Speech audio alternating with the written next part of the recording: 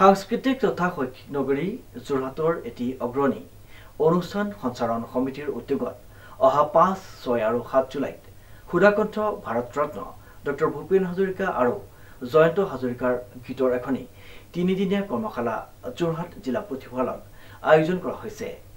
বিশিষ্ট শিল্পী মনীষা হাজৰিকা আৰু আন্তঃৰাষ্ট্ৰীয় খ্যাতিসম্পন্ন শিল্পী প্ৰশান্ত ৰাজখোৱাই সহযোগিতা আগবঢ়াব।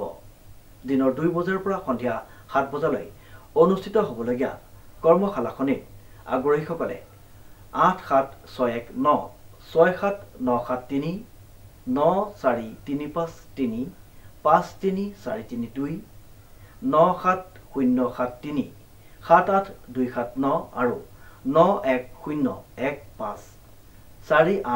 48670 নম্বৰত যোগাযোগ কৰিব পাৰিব বুলি উদ্যোক্তাসকলে জনাইছে। আগবাঢ়িছো পৰৱৰ্তী বাতৰিলৈ। কামৰূপ জিলাৰ বৰগাঁও কেতেকীঝাৰ উচ্চ মাধ্যমিক বিদ্যালয়ৰ বাকৰিত গুৰু শিষ্যৰ যুগলবন্দী। সমাহাৰ ঘটিল প্ৰাক্তন শিক্ষক প্ৰাক্তন ছাত্ৰ-ছাত্ৰীৰ সমন্বয়ৰ। নিউজৰ ৰিপৰ্ট। কামৰূপ জিলাৰ বৰগাঁও কেতেকীঝাৰ উচ্চ মাধ্যমিক বিদ্যালয়ৰ বাকৰিত গুৰু শিষ্যৰ যুগলবন্দী। সমাহাৰ ঘটিল প্ৰাক্তন শিক্ষক প্ৰাক্তন ছাত্ৰ-ছাত্ৰীৰ সমন্বয়ৰ। উল্লেখযোগ্য যে 1979 চনত স্থাপিত হোৱা মধ্য ইংৰাজী বিদ্যালয়খনে শেহতীয়াকৈ স্বীকৃতি লাভ কৰিছে উচ্চ মাধ্যমিক বিদ্যালয় হিচাপে। কেইবাগৰাকীও স্থানীয় সমাজকৰ্মী, বিদ্যালয়খনৰ অৱসৰী শিক্ষাগুৰু তথা প্ৰাক্তন ছাত্ৰ-ছাত্ৰীৰ সফল প্ৰচেষ্টাত বিদ্যালয়খনে লাভ কৰিছে এই স্বীকৃতি। বিদ্যালয়খন উচ্চ মাধ্যমিক বিদ্যালয়লৈ যেতিয়া উন্নীতকৰণ হ'ল, তেতিয়া যিসকল ব্যক্তিৰ অক্লান্ত চেষ্টাত এই বিদ্যালয়খন আজি পৰ্যায় পালে, সেই ব্যক্তিসকলক আমাৰ প্ৰাক্তন ছাত্ৰ-ছাত্ৰীসকলে এটা সম্বৰ্ধনা জনাব বিচাৰিলে আৰু সেই সম্বৰ্ধনা জনাব বিচাৰি আমাৰ বিদ্যালয়তে আজি অনুষ্ঠানটো আৰম্ভ কৰিলে আৰু আজি এই অনুষ্ঠানটো সফলভাৱে সমাপ্ত হ'ল। আৰু ইয়াত আমাৰ বিদ্যালয়ৰ শিক্ষাগুৰুসকল তথা প্ৰাক্তন শিক্ষাগুৰুসকল আৰু বিশিষ্ট কিছু ব্যক্তিক আমি আজি ইয়াত সম্বৰ্ধনা জনালোঁ। আৰু প্ৰাক্তন ছাত্ৰ-ছাত্ৰীৰ এই পদক্ষেপে আমাৰ এই অঞ্চলতে এটা বিশেষ জাগৰণৰ সৃষ্টি কৰিছে আৰু মই ভাবোঁ এই ক্ষেত্ৰত সমগ্ৰ গাঁওবাসীয়ে এই অনুষ্ঠানটোৰ লগত ওতপ্ৰোতভাৱে জড়িত হোৱাৰ যিটো মানসিকতা, সেই মানসিকতাটো ইতিমধ্যে তেওঁলোকে আৰম্ভ কৰিছে আৰু তাৰেই আজি প্ৰমাণ পাইছোঁ যে আজি এই সম্বৰ্ধনা অনুষ্ঠানটো সফলভাৱে সমাপন হোৱাৰ বাবে। আমি আচলতে বিদ্যালয়খনত বিশেষভাৱে গুৰুত্ব দিছোঁ। শিক্ষাটোতো থাকিবই, যিকোনো বিদ্যালয়তে শিক্ষাদান কৰা হয়। আমি কিন্তু ইয়াত শিক্ষাদানৰ লগতে সাংস্কৃতিক দিশত, বিশেষকৈ আমাৰ খেল আৰু নৃত্য বা গান, এই ধৰণৰ এই সাংস্কৃতিক দিশটোত আমি আগবঢ়াই নিয়াৰ কাৰণে ছাত্ৰ-ছাত্ৰীক চেষ্টা কৰিছোঁ। কাৰণ ইয়াৰ ছাত্ৰ-ছাত্ৰীৰ সেই টেলেণ্টখিনি আছে, যিখিনি টেলেণ্টক আমি জাষ্ট তেওঁলোকৰ পৰা উলিয়াই নিব লাগে। এই ক্ষেত্ৰত আমি যথেষ্ট চেষ্টা ৰাখিছোঁ আৰু ইতিমধ্যে আমি বহুত ক্ষেত্ৰত সফলো হৈছোঁ।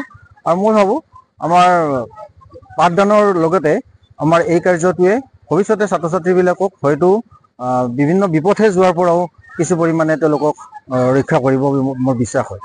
যেহেতুকে কোৱা হয় বিদ্যালয় মানুহ গঢ়াৰ কমাৰশাল, গতিকে আপোনালোকৰ এই কমাৰশালত এতিয়া কি অসুবিধা পাই আছে? আমি ইয়াত অসুবিধা আমাৰ বিশেষকৈ আমাক ইয়াত এটা কম্পিউটাৰ লেব লাগে। আমাৰ কম্পিউটাৰ লেবৰেটৰীটো হ'লে আমি ছাত্ৰ-ছাত্ৰীক কম্পিউটাৰ শিক্ষাটো আমি শিকাব পাৰোঁ। ইয়াত যদিও আমাৰ শিক্ষকে কেতিয়াবা নিজৰ লেপটপ আনি বা তেনেকৈ কেতিয়াবা কিছুমান কাম শিকায়, কিন্তু সেই ধৰণৰ শিক্ষাৰে সাধাৰণতে তেওঁলোকক ইমান উপকৃত হ'ব নোৱাৰে। গতিকে আমি চৰকাৰক বিশেষভাৱে অনুৰোধ জনাম, আমাৰ ইয়াতে কম্পিউটাৰ লেব এটা লাগে আৰু সাংস্কৃতিক দিশত আগবঢ়া হিচাপত আমাক কিছু সাংস্কৃতিক সঁজুলিৰ প্ৰয়োজন আছে। ঐতিহ্যমণ্ডিত কামৰূপ জিলাৰ হাজো শিক্ষাখণ্ডৰ অন্তৰ্গত বৃহত্তৰ বৰগাঁও, কেতেকীঝাৰ, দলিবাৰী, দদৰা, পচৰীয়া আদি বিভিন্ন অঞ্চলৰ কেইবাগৰাকীও বিশিষ্ট ব্যক্তিৰ ত্যাগ আৰু পৰিশ্ৰম আৰু স্বীকৃতি স্বৰূপে সমাজহিতৈষী কেইবাগৰাকীও ব্যক্তিক জনোৱা হয় ৰাজহুৱা সম্বৰ্ধনা।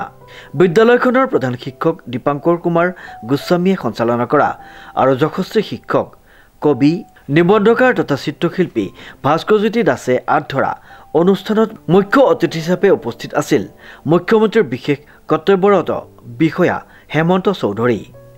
মুখ্যমন্ত্ৰী কাৰ্যালয়ৰ এগৰাকী চৰকাৰী বিষয়া হিচাপে উপস্থিত থাকি হেমন্ত চৌধুৰীয়ে ভাষণ প্ৰসংগত কয় যে শিক্ষা অনুষ্ঠান বা বিদ্যালয়সমূহ হৈছে বিদ্যাৰ মন্দিৰ।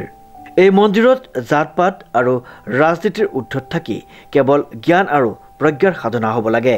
এই ক্ষেত্ৰত সাধ্যানুসাৰে বিদ্যালয়খনলৈ চৰকাৰী সহায় সহযোগিতা আগবঢ়োৱা হ'ব। একেটা অনুষ্ঠানতে উপস্থিত আছিল মুখ্যমন্ত্ৰী কাৰ্যালয়ৰ বিশেষ পৰামৰ্শদাতা কালিচান্দ সেন, প্ৰাক্তন আছু নেতা প্ৰকাশ দাস, জ্যেষ্ঠ সাংবাদিক মধুমাধৱ দাসৰ লগতে কেইবাগৰাকীও বিশিষ্ট ব্যক্তি। গুৱাহাটীৰ পৰা মিতালী দাসৰ এক বিশেষ প্ৰতিবেদন, নিউজ নাও।